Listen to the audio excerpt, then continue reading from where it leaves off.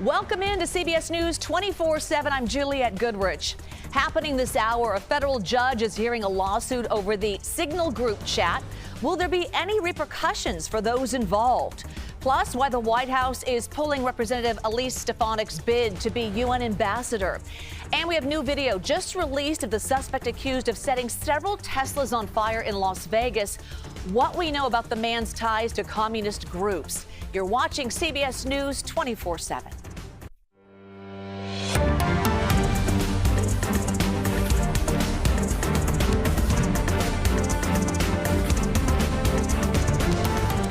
President Trump is withdrawing Elise Stefanik's nomination as ambassador to the UN. This comes as Republicans hold a slim majority in the House of Representatives, where Stefanik is currently serving as a congresswoman representing New York's 21st District. CBS News White House reporter Olivia Rinaldi has the latest now. So, Olivia, what did President Trump have to say about withdrawing this nomination? Yeah, and Juliette, it's good to be with you. We're learning that President Trump told Congresswoman Elise Stefanik to stay in Congress, effectively withdrawing her name from consideration to be the ambassador to the United Nations. Trump, in a Truth Social post, wrote that it is essential we maintain every Republican seat in Congress. He said, with a very tight majority, I don't want to take a chance on anyone else running for Elise's seat. He went on to add that there are others who can do a good job at the United Nations. Now, obviously, this is a bit of a blow to Congresswoman Elise Stefanik. She's been very loyal to President Trump, honestly, a bit of a fixture on the campaign trail in the early days of the primary, appearing with him in some of those states. She was also considered at one point to be a potential vice presidential pick for him, and even in the lead up to her nomination for this role, she did a bit of a farewell tour in her district in New York. So this is a bit of a blow to her, but it's important to note there is a very slim majority right now for Republicans in Congress. They hold a 5-seat majority, but there are several vacancies. There are about 4 vacancies right now in the House, and obviously there are special elections that will be held next Tuesday in Florida, and those are to replace the seats of Mike Waltz, who's Trump's national security advisor, and former Congressman Gates, who resigned from that seat when he was picked to be Trump's attorney general in December. So those vacancies that are still persisting, those races are getting a lot of looks. There's one race in particular that has a lot of eyes on it because it does look to be quite tight. The White House has been watching those very closely, and as a result, they asked Elise Stefanik to withdraw her name to be ambassador to the United Nations.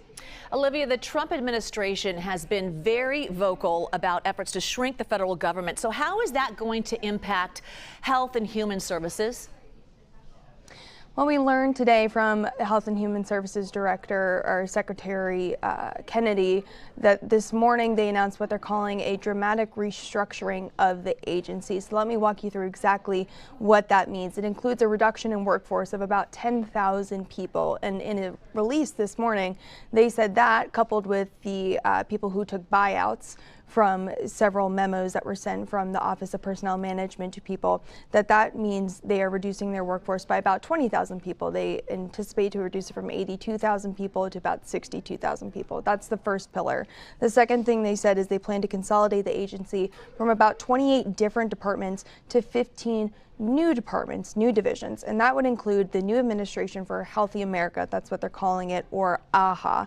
Now, AHA would be a combination of the Health and Human Services, or the Health Resources Administration, the Substance Abuse and Mental Health Services Administration, as well as the Agency for Toxic Substances and Disease Registry, among other things. So that will be one of their big consolidations there. They also said they plan to centralize their Human Resources Division and really reduce some of those regional offices. So major restructuring happening at Health and Human Services. We heard from Secretary Kennedy today, who said this won't impact Medicare and Medicaid, but what this will do will kind of turn their focus not only on this restructuring, but also focusing on what they're calling wholesome food, clean water, and the elimination of environmental toxins to really handle what they're calling a chronic disease epidemic in the United States. Olivia Rinaldi. Olivia, thank you so much. A judge is hearing arguments regarding the Signal group chat where top administration officials shared plans to attack the Houthis in Yemen. Watchdog group American Oversight argues the administration violated federal records laws because the chats were set to be deleted after a week. Now, James Boasberg, the federal judge assigned to the Trump administration's Venezuelan deportation case, is overseeing this case as well. CBS News Department of Justice correspondent Scott McFarland joining us now. So, Scott, what is the argument here from the Watchdog group? Let me pause for a moment and say that this hearing just began with the judge, James Boasberg, explaining how he got the case in the first place. There may be some conspiracy theories or some people thinking it's a remarkable coincidence. It's the latter. The judge explained there is this wheel, this system they use to kind of draw a judge at random based on the case number and who's up next to get a new case, and James Boasberg happens to be it. You're looking now at Republican Senator Roger Wicker, who has called for a possible review of this Signal use or misuse by the Trump security team. The argument being made today in court by the plaintiffs, this watchdog group, is that these should be public records available through the FOIA process, available to the public, and that through Signal, they're not. Yes, Scott, thanks for clarifying that, because I think when we heard Boasberg's name, all of us kind of thought, well, how did he get assigned to this one as well? So it is a random selection, which is very interesting. So what can we see now play out in court? Well, we're going to hear arguments from the plaintiffs that there has to be an order by the court to fine these federal agents, these federal office holders, executive branch office holders, violated the law by using a communications tool that is not subject to FOIA, that is not an appropriate use of public records. That the court can order that such misuse, in the plaintiff's words, not be allowed in the future, potentially try to make these records then publicly available and releasable to the American Oversight Group, the watchdog group that is sued, and to the rest of us. The Department of Justice will defend the government in this case, but this type of case comes up a lot. These so-called FOIA cases, Freedom of Information Act cases. A number of watchdog groups will sue, saying the government doesn't keep records the way they're supposed to so that they're publicly releasable. This one is a little different, though, considering the stakes and the notoriety of the dispute.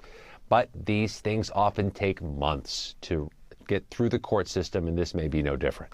All right, Scott McFarland. Scott, thank you so much. We're watching Wall Street, where the closing bell rang just moments ago as investors react to President Donald Trump's new 25% tariffs on auto imports. So the Dow landing in the red. Ford fell more than 3%. General Motors fell more than 6%. So let's take a look at our interactive stock market heat map. This is brought to us by FinViz. So it shows the top 500 stocks. All of this right now is in real time. So the red obviously indicating the stock is down. Green means it is up, and the size of the box, that represents the market cap.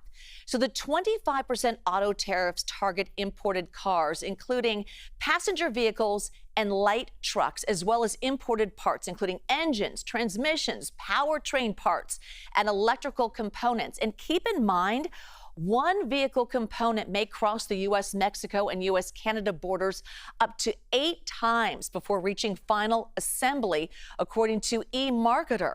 All right, that's something new I just learned there. So let's bring in CBS News Money Watch correspondent Kelly O'Grady. So, Kelly, if I'm in the market to buy a car, I'm sure this is a question people always ask, do you buy it now or do you wait? What do we do?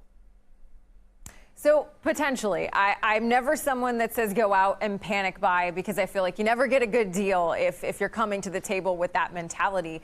But look, this goes into effect April 2nd, so that's Wednesday of next week, and then the revenue, the tariffs start to get collected the very next day, April 3rd. And so the big question is, when you go to the lot to buy a new car, how much of that 25% tariff, if that car is made outside the U.S., is going to get passed on to you, the consumer? And so, in fact, I recently went to a local dealership. I asked that very question to the owner. Take a listen to what he had to say. I think the manufacturer has no choice but to pass that along to the consumer, because they need to drive profits. How quickly does that get passed on to the consumer? Anything that has not been shipped yet or is at the dock that's getting shipped into these ports that's ultimately going into a vehicle to be manufactured, it's immediate. So two sort of caveats that I want to put around that. So he said it's going to be immediate. Now, The average inventory, so basically, we're not talking about the things that haven't shipped yet, it's already on the lot. The average inventory for a dealer is about 60 days, so about 2 months. You're probably not going to see the price go up until that point. The second thing is that for cars that are coming in from Mexico and Canada, and they're protected under that very important trade deal between Mexico, Canada, and the U.S., it's called USMCA, the tariffs are delayed. We don't have a time on the calendar because the White House is trying to figure out how they're going to assess how much of a particular car is made in the U.S. Then they're only going to tariff the part that is not made in the U.S. They don't know how they're going to assess that right now. So they basically said, look, we're going to hold off on those cars. So all to say, look, I think there's some urgency if you are already in the market, but there's a little bit of wiggle room until you're going to see the price increase. Okay. So, Kelly, when we look at the three big automakers on Wall Street, why is General Motors getting hit the hardest? Because they have the most exposure, particularly to making their cars in Mexico. So Ford, for example, they make nearly 80% of their vehicles that they sell in the U.S. in the U.S. versus GM only makes about 52%. And Stellantis, which is one of the other big three, makes more than that. And so that's why you're seeing the stock get hit more, because investors are saying, oh, well, the parts that you're bringing in from these other countries, the cars that you're bringing in that are already assembled in these other countries, you have more inventory that's going to be impacted by these tariffs. And I contrast that to what you see happening to Tesla and Rivian. Those are two other stocks, two other car companies, where basically 100% or near 100%, when you look at the parts coming in, are made in the U.S. Both of those stocks were up. So basically the exact opposite of GM, Jules. Great information as always. Kelly, thank you so much. Prosecutors say the man accused of killing the United Healthcare CEO is getting special treatment. What we know about the secret love notes sent to Luigi Mangione. And brand new video of the attack at the Las Vegas Tesla showroom. New details next. You're watching CBS News 24/7.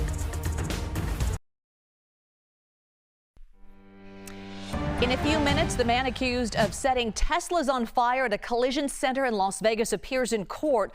Last week, these Tesla EVs lit up in flames in what police called a targeted attack. Officers arrested 36-year-old Paul Kim on charges including arson and possession of an explosive device. So this comes amid a string of violence, vandalism, and arson targeting Tesla EVs and dealerships across the U.S. So let's get to our breaking news correspondent, Chanel Call, in our CBS newsroom in New York. Chanel, thanks so much for joining us. Tell us about the suspect. So, Jules, 36-year-old Paul Kim was arrested on Wednesday in connection with that attack. He now faces a total of 15 charges, including arson, destroying property, and possessing an explosive device. Now, police say they spent the last week combing through a lot of surveillance video and extensively canvassing the scene of the crime.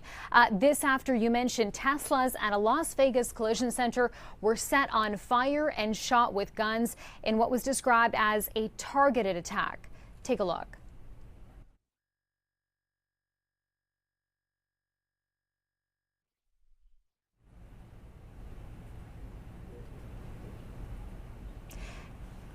And I believe that we do have a clip from a sheriff who spoke about those charges today. Let's listen.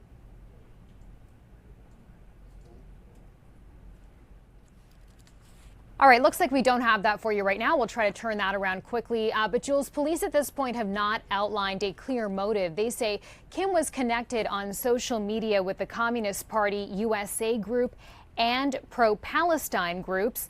I should also mention the FBI's Joint Terrorism Task Force is also involved in the investigation. They said today they will be taking him into custody later on today because on top of those charges I already mentioned, Paul Kim will face federal charges. At this point, unclear exactly what they will be, but we're told as of last night, authorities were considering federal charges of arson and possession, that is, of a destructive device. All right, Chanel Call. Chanel, thank you. Obviously, surveillance cameras capturing all of that as well. Chanel, appreciate that. So our map now takes us to Texas, where a midwife accused with violating the state's abortion restrictions appears in court today. Maria Rojas is charged with performing illegal abortions and practicing without a medical license. And according to the arrest warrant, Rojas ran 3 clinics near Houston. CBS News correspondent Janet Shamlian was inside the courtroom for today's hearing and joins us live now from Waller County. I understand, Janet, when you were in there, they really weren't talking about the criminal charges. So what was happening in court today? Juliet, good to be with you. Yes, this is not about the criminal charges of Maria Rojas practicing without a license and performing an abortion. She is in here today on a civil charge. It's about the temporary restraining order that has closed her 3 clinics, but it's gathered a lot of attention because this is really the first time we're seeing her. And we've learned within the last couple hours, she has bonded out. So as soon as this hearing concludes today, she is free to go. She was being held on an arrest warrant previous to this and has been in jail since her arrest. This is about whether she can reopen those clinics. She was put on the stand by the Attorney General's office lawyers briefly, and she was asked a number of questions, but she invoked her Fifth Amendment rights not to answer them. So we didn't get a lot of intel there, but she did seem happy. We saw a smile on her face at several points during the questioning. And again, we had just learned that she had made bond. They put an ankle monitor on her and she will be free to go. But certainly the future charges, those felony charges, still await her. Yeah, so what happens next in the criminal case? When does that take part? Yeah. So we have not, even her own attorneys, who we're expecting to talk after this hearing concludes, court is still going on right now, said they would tell us more, but she has a civil attorney and a criminal attorney, and her criminal attorney says he does not even know because she hasn't been formally charged. What we do know, Juliet, is that she will be free to leave for the first time since her arrest. All right, in the courtroom, getting all of the information for us. Janet, thank you so much. To New York now, a Manhattan DA is taking issue with what Luigi Mangione was given to wear ahead of his court appearance. Mangione is accused of killing United Healthcare CEO Brian Thompson. Prosecutors in the case say Mangione is getting special treatment. So in court, they argue Mangione got items other inmates don't get, including a bag of clothing. Inside of that bag, well, there you see there, heart-shaped notes, one reading, "No, there are thousands of people wishing you luck." And Mangione wants a laptop. His defense team recently filed a motion requesting permission for just that, saying it will help him review evidence. Attorneys with the DA's office fighting that request. Our map now taking us to Massachusetts, where the families of 3 women who died on a trip to Belize finally get some answers. The 3 women, all in their 20s, were found dead in a Belize resort room last month. So Belize officials saying tests reveal they died as a result of carbon monoxide poisoning. Accidental poisoning can happen when home appliances like furnaces and stoves produce fumes that people breathe in. Investigators are testing the hotel room to understand what went wrong. Jumping the map to New Jersey, where a school bus crash. It sent 5 people to the hospital. It happened this morning on a major highway in Wall Township. And that's on the eastern side of the state, about 40 miles from Trenton. Police say the crash left the school bus driver and 4 passengers with injuries. So far, no word yet on what caused the crash. An update now in a story out of Alaska. The pilot rescued with 2 children from a frozen lake after a plane crash was not authorized to have passengers on board. That is according to federal aviation records. The trio, a pilot and 2 young daughters, survived the night on the wing of the plane partially submerged in the Alaska lake before another plane spotted them. Records show the pilot was a student. The FAA is taking disciplinary action against the pilot. We now head to North Carolina, where 6 months ago today, Hurricane Helene caused devastating flooding and damage. The deadly storm washed away people's homes and their cherished belongings. CBS News correspondent Skylar Henry returned to the hard-hit Asheville area to see how the survivors are doing now. Uprooted trees and wreckage still line the Swannanoa River in Asheville, North Carolina. It serves as a painful snapshot of Helene's fury. 6 months ago, rushing floodwaters washed away homes that once stood feet away from the river. Among the debris, these photos in Taylor Schenker's office.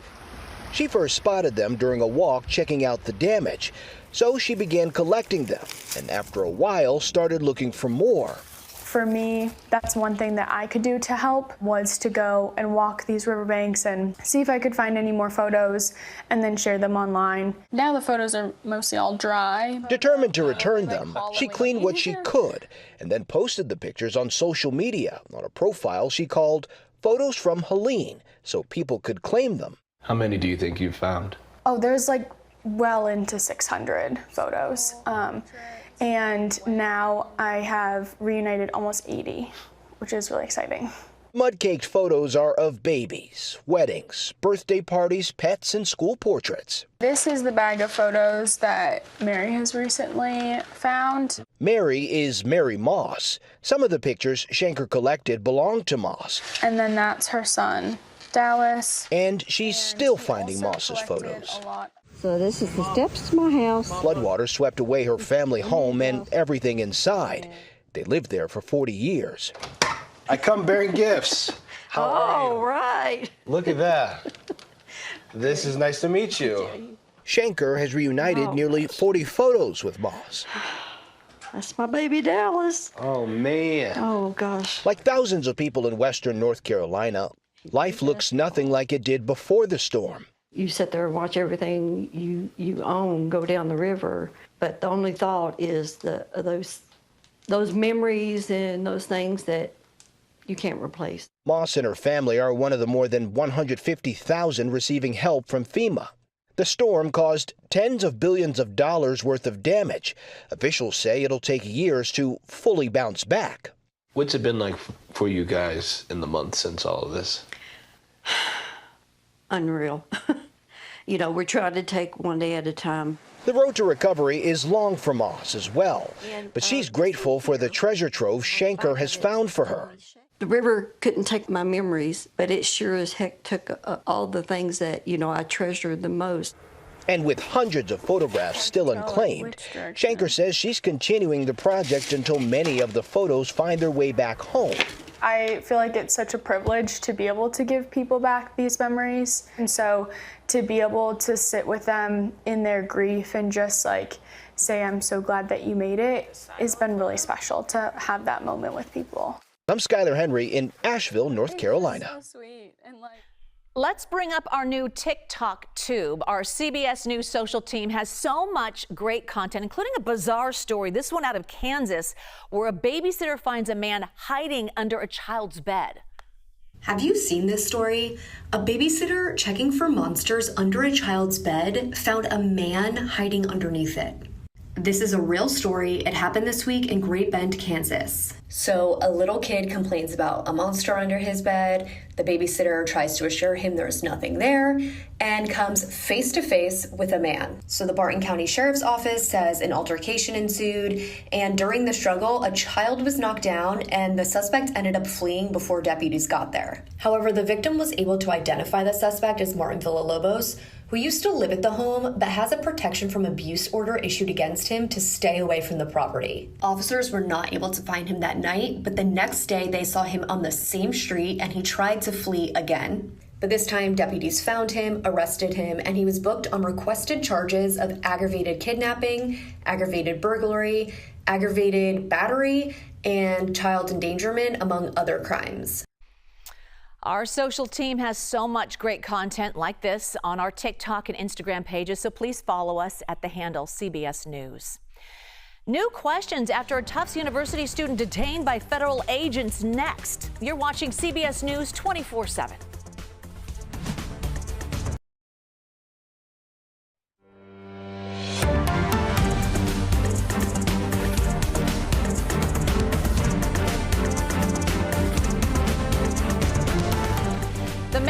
Of setting Teslas on fire at a collision center in Las Vegas appears in court at this hour.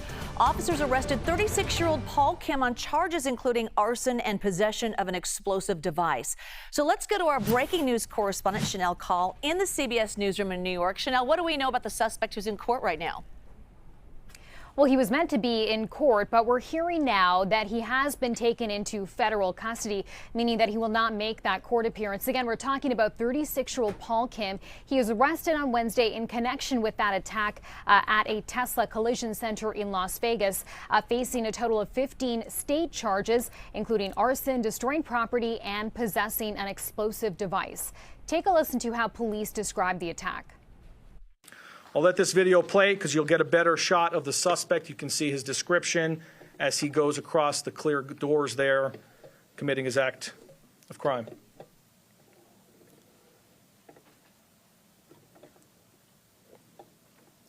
Once he finishes spray painting the words "resist" on the doors, he then approaches multiple Tesla vehicles that were parked in the front of the center. He proceeded to shoot into each vehicle and used a Molotov cocktail to set the vehicles on fire. We'll play a few video clips here to kind of show you his behavior. You can see him right there in the dark clothing. He casually walks over to his first vehicle that's targeted. He will soon put down his backpack onto the ground. And then he transitions to the firearm. And you'll see him shoot into the vehicle. Once he shoots into the vehicle, he ends up going back from the vehicle to the bag and then back to the car, presumably picking up his item that he used to be able to firebomb the vehicle. We believe that was a Molotov cocktail. And you'll see in a moment here, the vehicle will ignite and ultimately fully engulf, causing severe damage.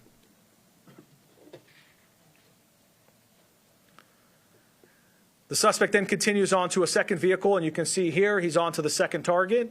He'll do very similar behavior where he shoots into the vehicle, he goes into the backpack, retrieves an item, and ultimately you'll notice here that he ends up getting the second vehicle on fire as well.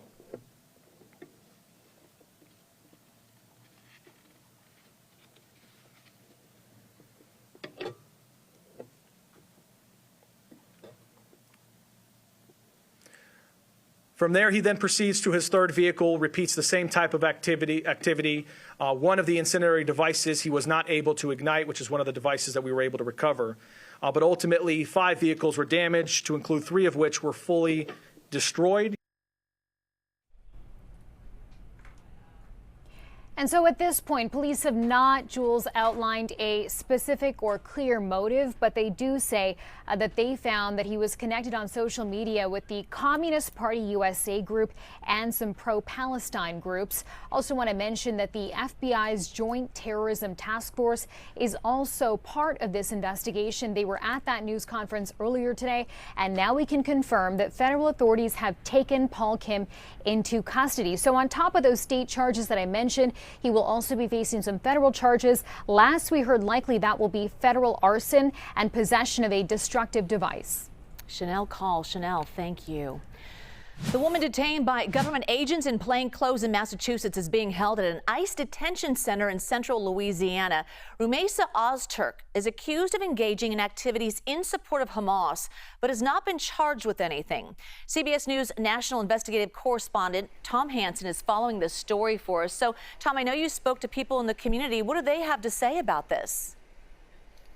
Yeah, well, understandably, they are shaken by this disturbing set of developments. I'm standing right in the spot where Rumeysa Ozturk was approached by authorities, where they took away her phone, put her in handcuffs, and then they took her down away. And at the time when she was taken away, it was unclear where she was being taken to. In its place right now, where this scene all unfolded, you can see that there's a growing stack of flowers. There's a QR code that points to rights that various citizens and visa holders can look up just in case they are approached by ICE. I can tell you that going around the Somerville community, we have been met with people who are incredibly skeptical of what we're doing because we're in plain clothes, just like the officers who approached Ozturk were as well. And I want you to take a look just to get a sense of this neighborhood where this all unfolded. You can see that the houses are very close together. This is a quaint neighborhood, a relatively quiet neighborhood, and also a very diverse neighborhood. This is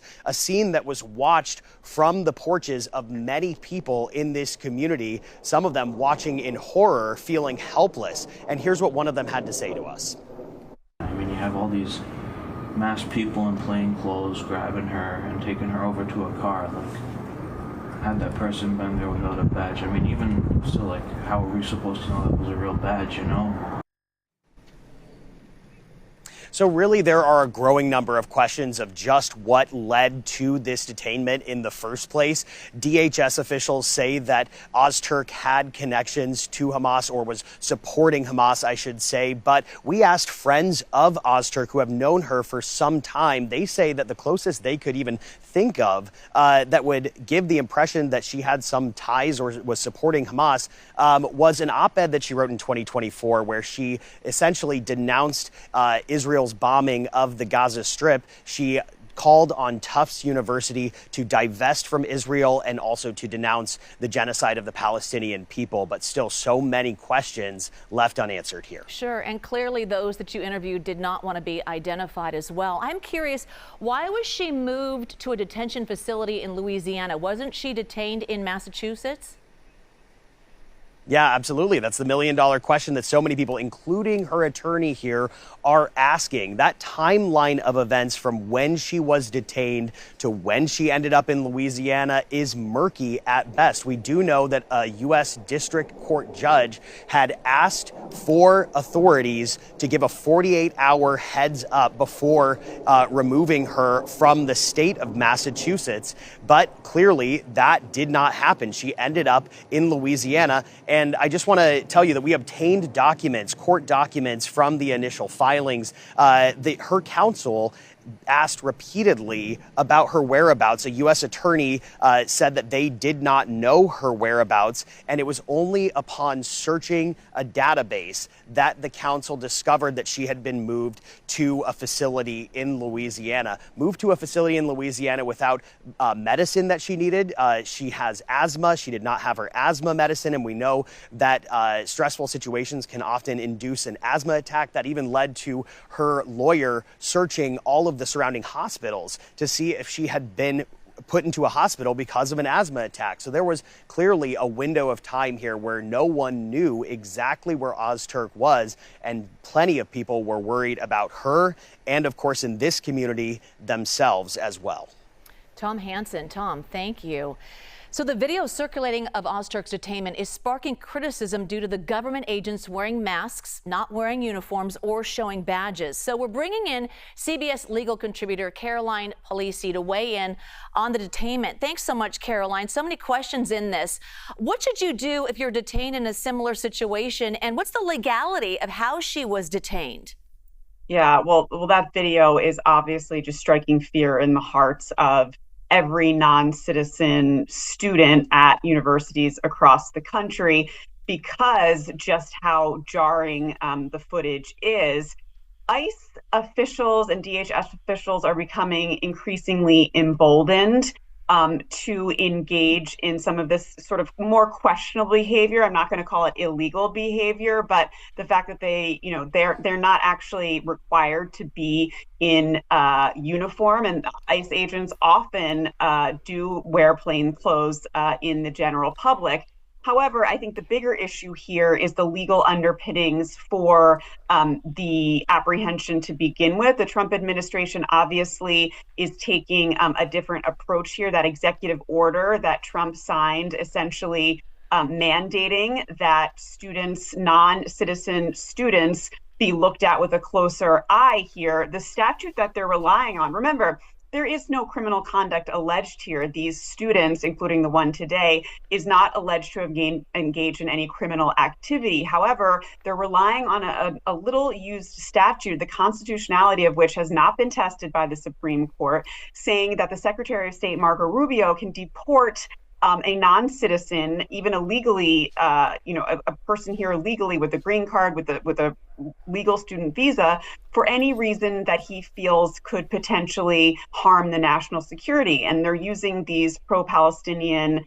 engaging in speech, First Amendment protected speech, as the reason there. So this will be challenged in a court, as will some of the more procedurally intensive issues, including how they went about this arrest. But there are lots of legal issues here. Caroline, thank you, our CBS News legal contributor. Appreciate it. All right, to Texas now. A storm bringing rain to Houston this week. So let's get to meteorologist Darren Peck to talk about this storm and this rain that's sticking around in South Texas. Juliet, South Texas is a poster child right now for what we mean when we say weather whiplash. It's a term that's getting used a lot more. Let's get a southern view down here. You get down towards Corpus Christi, you get in towards San Antonio. This is a part of the country that is in some of the deepest levels of drought leading up to today. Meanwhile, what you're seeing on here, this last several hours of radar, we've gotten 5 inches of rain there in the last 24 hours, and we're likely going to get about 4 more on top of that. That's 9 inches in a 2-day period in southernmost Texas. The deep area of red on there shows you where the bullseye is for the highest degree of concern here from excessive rainfall, which can lead to flooding. So this is a part of the country that needed rain, but they didn't need to get it all at once like that. Flooding will be the concern down there in Southern California. If you just take a look at where the bullseye is, when we take a look at drought, these deep shades of red on here show you, this scale goes from 1 to 4. That's a category 3 and 4 level drought down there. So on the one hand, sure, we'll take the rain, but it's a bit much. The other aspect to take a look at on today is the system that's giving all the energy to have that much convective availability to produce that much rain is also producing record-setting heat across the midsection of the country. I'll stand in the bullseye here. This is where the worst of it is. Look at those record highs today going across the midsection of the country. And the last thing I'll leave you with is what happens when all of this energy moves east. One last look up at our monitor. We got to look ahead because as you get into the weekend, Sunday, we're going to have some of the severe weather that's now over Texas, Juliet, start working its way through the midsection of the country. There we are on Sunday. And here we are on Monday as it gets towards like the Carolinas. All right, just as we start baseball season. Yeah. All right, Darren, thank you. Baseball is back. Teams coast to coast. They take the field. We're going to check in with our March Madness bracket mountain. You're watching CBS News 24/7.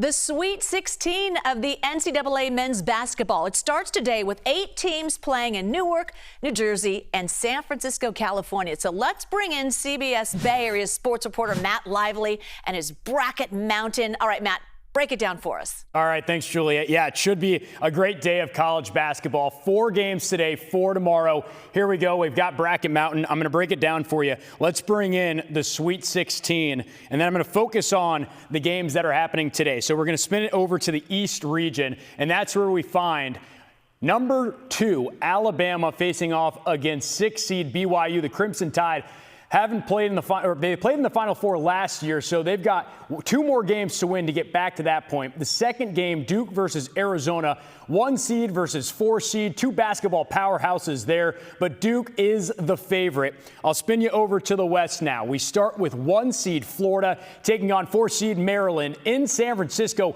23 years since the Terps have been in the Elite 8. That would be a pretty epic upset. And then John Calipari in year 1 at Arkansas trying to get past Texas Tech. Calipari trying to get to his 7th Final Four next weekend. That would just add to an already very impressive resume that Calipari has going, Jules. Oh, man. Okay, now to the sports story that everyone's really talking about. The Buffalo Bills have a special announcement, so let's take a look. What's up, everybody? Good morning. It's DeMar Hamlin here from the Buffalo Bills with an early Christmas present. We have big news today. Hallmark Channel and the NFL have selected the Buffalo Bills in the 2025 Countdown to Christmas movie draft. Stay tuned this holiday season for the all-new Hallmark Channel movie Holiday Touchdown, A Bills Love Story. Wait, what? Okay, sports fans flocking to the Hallmark Channel now? Absolutely not. I'll say this, Jules. The Buffalo Bills, always a huge letdown in the playoffs. That's also my prediction for that movie. Oh, you don't like those little love story endings, huh? I don't think I'll be tuning into the Hallmark Channel. All right, you just stick to your Bracket There's Mountain. enough drama here with Bracket Mountain, okay? That's true. All right, Matt, thanks so much. CBS Morning's Gayle King is going to space. Not in that outfit, though. The new details just announced about the mission next. You're watching CBS News 24/7.